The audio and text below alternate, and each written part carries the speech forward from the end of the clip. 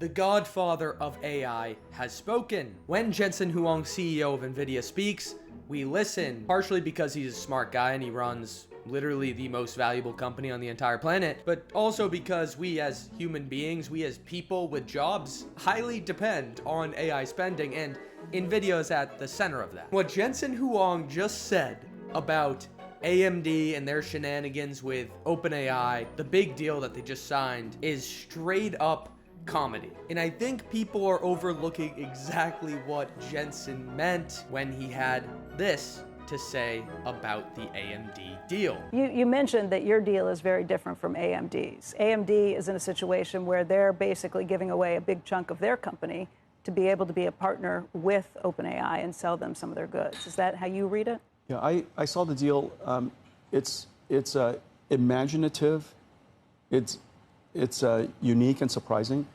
Considering they were so excited about their next generation product, I'm surprised that they would give away 10% of the company before they even built it. And so, anyhow, it's clever, I guess. I mean, I don't know if it could be much more clear than that. Jensen has a whole lot more to say than it's interesting. It's clever, I guess. What does he actually think about the AMD deal? After all, Nvidia and AMD operate in the same space. They're thought to be competitors in providing the chips that power AI data centers. We got to look at what does this all mean, because after all, it matters a lot about what Nvidia thinks, about what Jensen thinks, and how they plan on executing going forward. But first, before we get to that, before we really dig into this clash between AMD and Nvidia, the two AI chip powerhouses, we need to provide just a little bit of context. The AMD OpenAI deal was absolutely massive, at least for one side of the party, and that's AMD. They're expecting now more than $100 billion in revenue from OpenAI as a result of this deal. And for perspective, AMD made about $30 billion last year. So yeah, that's about 3 times their current run rate, their current annual revenue. And not just that, but they're gonna have, as Jensen put it, the most profitable, well, the most valuable startup company ever. In Jensen's words, the most profitable, I mean, valuable private company in the world.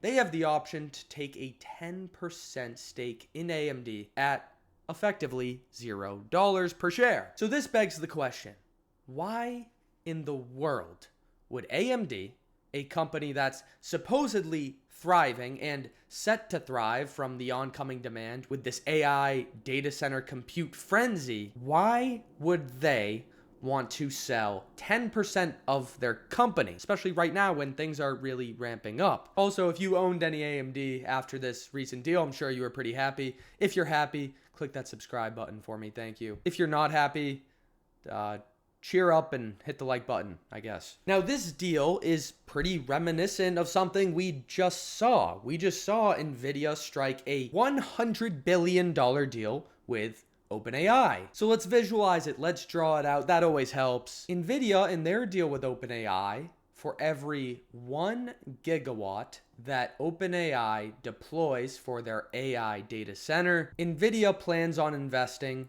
$10 billion, which then OpenAI can use to buy the equipment that they're going to need to actually deploy this gigawatt. In short, OpenAI needs a lot of Nvidia equipment to build out these mega data centers. And for every gigawatt of data center that OpenAI has to build out, they're going to have to pay up somewhere between $40 to $60 billion to Nvidia. They need their chips, their cabling, their networking. They need everything from Nvidia. Now, what's the difference between the AMD and OpenAI deal? Well, as we saw right here, OpenAI is going to buy hundreds of thousands of AI chips from AMD. So OpenAI is going to go to AMD and say, hey, we want some chips. This is going to be a lot of money. Let's just call it X. But also OpenAI gets the chance to take a 10% stake in AMD based on their stock price performance. It's a little complicated, but just know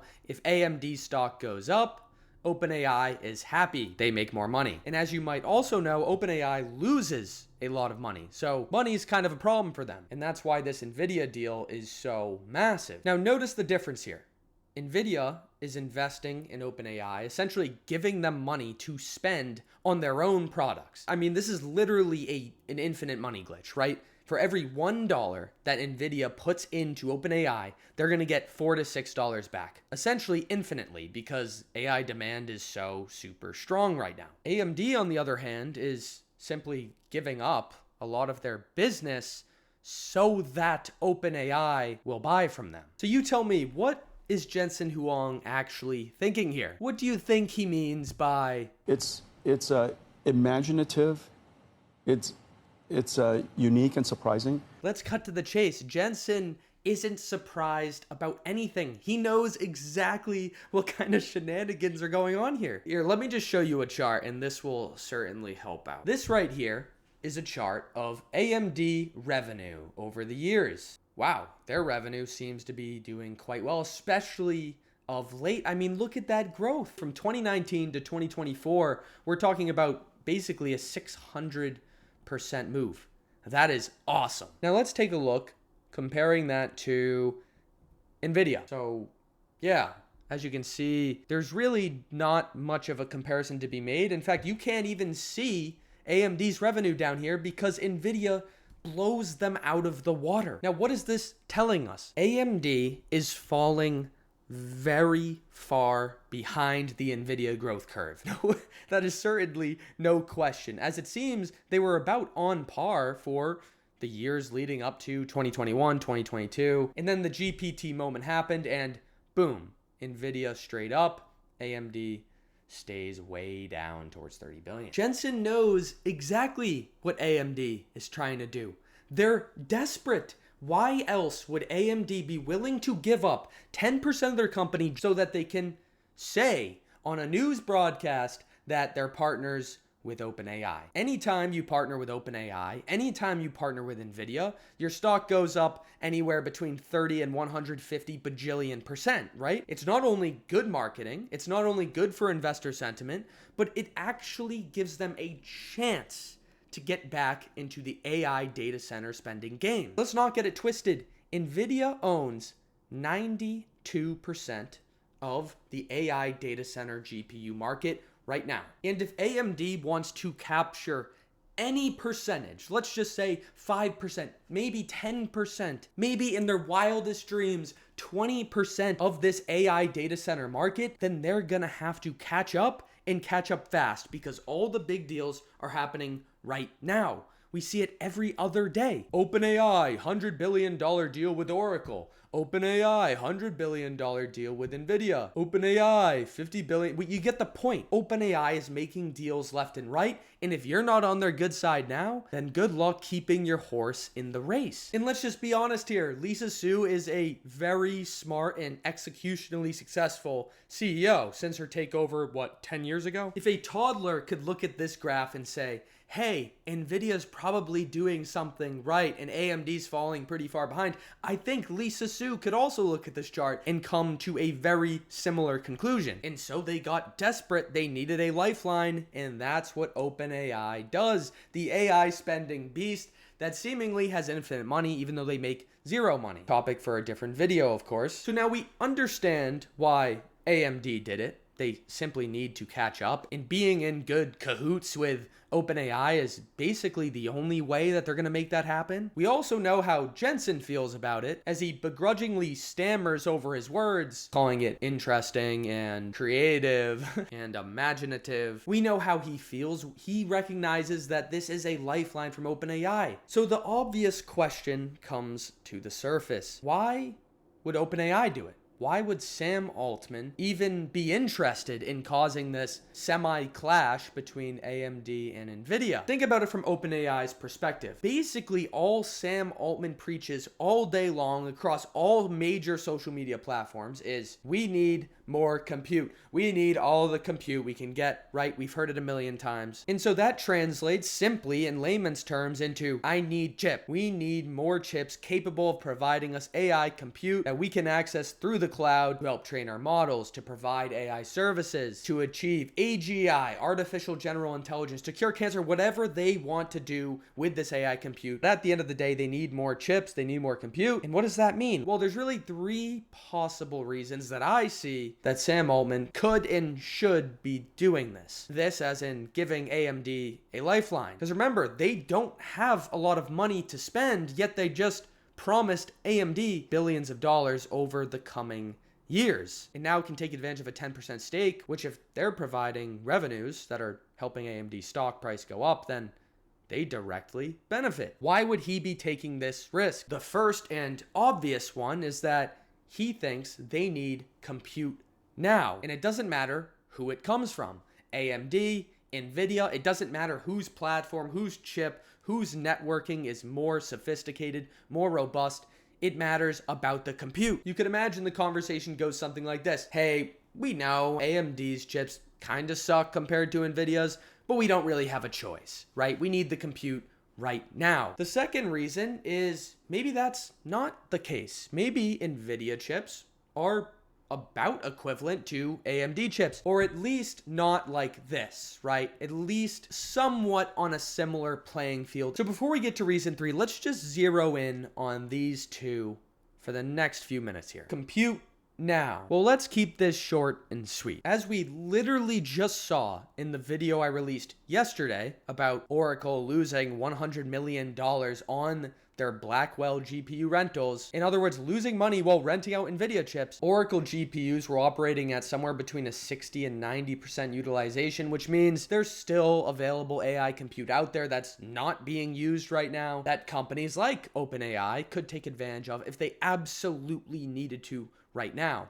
Obviously, it's not optimal, but I think you get the point. Two, this one is interesting. Nvidia being somewhat equivalent to AMD. Now it's funny, if we're talking the raw performance that each of these chips can achieve, yeah, they're actually pretty similar. In fact, AMD's most recent chip, Instinct, actually beats out Nvidia's Blackwell in some of these performance categories. However, the market that we're talking about is data center, not just chip. The difference between Nvidia and AMD is much, much larger than you might think. Now, I'm not going to go into this in great detail, partially because it's really nerdy, and two, it would take way too long. So I encourage you to go read this article if you want to learn more. They do a great job at going into all the nerdy details that you don't really need to know, but it's certainly helpful. Basically, all we really need to take away from this is these two paragraphs. In the AI arms race, everyone talking about flops, model parameters, and benchmark results, the raw performance that we just saw with the chips, but behind every record-breaking training run or lightning-fast inference pipeline, in other words, training and using AI models, there's something more fundamental, and that's the components. The components, what could that mean? Well, NVIDIA's supercomputer, their DGX H200, is not just a server. It's a carefully engineered convergence of GPUs, the chips, networking, memory, CPUs, storage, power systems, each playing a specific role to maximize performance. Simply put, NVIDIA's entire system, the sum of all its components, is much, much greater than AMD's is right now and probably will ever be. Their proprietary software, CUDA, the one that really allows them to maximize and pipeline all the different processes that are going on in a GPU at the very same time, has been being developed and optimized for years and years. NVIDIA has been planning for this exact moment. While AMD may be maximizing and even overtaking Nvidia in some of these specific performance characteristics, the point is the bigger picture, Nvidia has it all locked down. And I think Jensen Huang makes this abundantly clear when he says, well, you know, our chips are quite special, and we're running really fast. We're the only company in the world today that builds all of the chips inside an AI infrastructure. Today, if you want to build one of these AI supercomputers, it takes a whole bunch of different types of chips to get the performance out of it. So, I don't know about you, but I'm pretty sold on what Jensen has to say, and I think that their entire product from end to end just puts AMD's product to shame, relatively speaking. Let's cross out 2. Let's cross out 1. That leaves only one option left, and that's putting Nvidia and AMD, the two big chip makers, up to battle in a one-on-one. Now, I know you can't see this, but this right here is just the AMD symbol again. So to really understand why this would make any sense from Sam Altman's perspective, why in the world is he stepping in to the chip making industry and saying, hey, we're putting you guys up against each other in this one-on-one, who can make the better chip? Remember, the harsh reality of OpenAI is that Sam Altman and OpenAI don't make any money. It's also important to remember that OpenAI used to be a nonprofit, open source company, and now they're a maximize profit, closed source company. So what's the best way for OpenAI to generate greater profits? Well, right now, as we saw with Nvidia, they're going to spend anywhere between 40 to 60 billion dollars for every gigawatt of data center that they deploy. That's a lot of money. Begs the question if they can even turn a profit if they're spending that much to just build out the infrastructure. But Nvidia right now can charge mercilessly. I mean, they're charging anywhere between 60 to 70, maybe even 80K per chip in their next generation platform, Vera Rubin. So yeah, this is a lot of money and tough to profit. And what better way to force, or I guess try to force, the price of this product down than to say, hey, AMD, get back in the game because we need you to help out. We need you to help drive Nvidia chips down in the long term. Sam Altman says that's in our best interest, OpenAI's best interest, because now we get to buy cheaper chips and get the same exact performance. We don't get absolutely ripped by Nvidia's premium prices. And that's good for AMD, well, because of this chart, I guess, right? So they can actually get a foot in the door and become a legitimate competitor to Nvidia. After all, this market is massive. So if AMD can capture even just, as we said earlier, 10% in their wildest dreams, 20%, we're talking about $200 billion in revenue by the year 2034. I could pull up a million different charts predicting the data center market value in the future, but let's listen to the god of AI himself, Jensen Huang. He says it's even bigger. It's really big, bigger than what anybody else is projecting. The man with the best pulse on the industry. He sees what's going on every day. He talks with executives on the phone. He sees the demand coming in. He projects AI data center market value to be upwards of $1 trillion by 2028. Most were having that $1 trillion threshold hit by 2033 or 2034. We're speeding that up by 5 years. And you know what? By 2030, it's going to be 3 to 4 trillion. So the conclusion is, one, Nvidia is going to make a shit ton of money going forward, especially if this $3 to $4 trillion prediction comes to fruition. If they ever own 92% of that market in the future, we're talking about literally trillions of dollars in revenue. That's just absurd. But the real takeaway is AMD wants to expand this share. Yeah, they're never going to be as big as Nvidia. They don't have a fighting chance. Their software is just way too far behind. Nvidia's already taken a stranglehold on the AI infrastructure world. But if they could sneak, 10%, that's a massive, massive growth story ahead for AMD. That's looking at $30 billion of revenue per year right now. 10% of this in the future, you're looking at a measly 300 to 400 billion. In other words, a 10x from where they stand today. So yes, for OpenAI, it makes sense to put up Nvidia and AMD against each other. Hey, you guys battle it out. We'll just use the compute. Now, this could backfire because integrating the AMD chips isn't going to maximize overall performance of these AI data centers as much as the Nvidia platform would. But the AMD chip's going to be easy to install. It's compatible with just about everything. And that brings up my final point, I promise, where we have specialization going from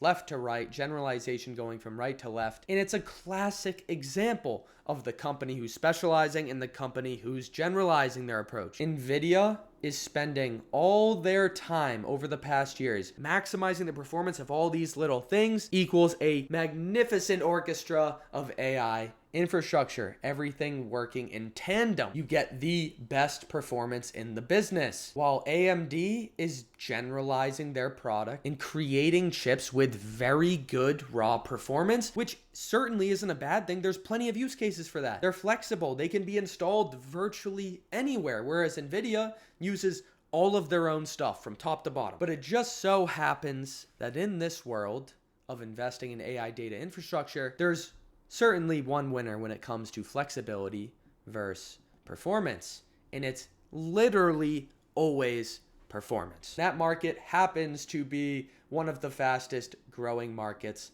on the planet today. Now, you could always argue, did Jensen Huang luck out with this approach? Or has Nvidia been planning for this moment, for this rich overnight moment for years, maybe a decade now? Jensen would argue he saw this one coming. Now, I hope this video helped and brought you some insight into exactly why Jensen's response was, interesting, to say the least. And I think it was intentionally a little ominous, a little mysterious, right? Like, hey guys, this is a move by AMD to have a chance, a fighting chance at beating us in the AI arms race, which they're never going to be able to do. But again, it's just to grab some more of that share where they can. And getting OpenAI on your side is certainly a really good first step. So if you missed my video going into the AMD deal in a little more detail, I recommend you watch that because that would certainly give you some more context and hopefully guide you in making some good investment decisions, in riding the AI wave as intelligently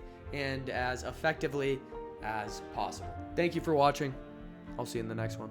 Bye-bye now. Bye-bye.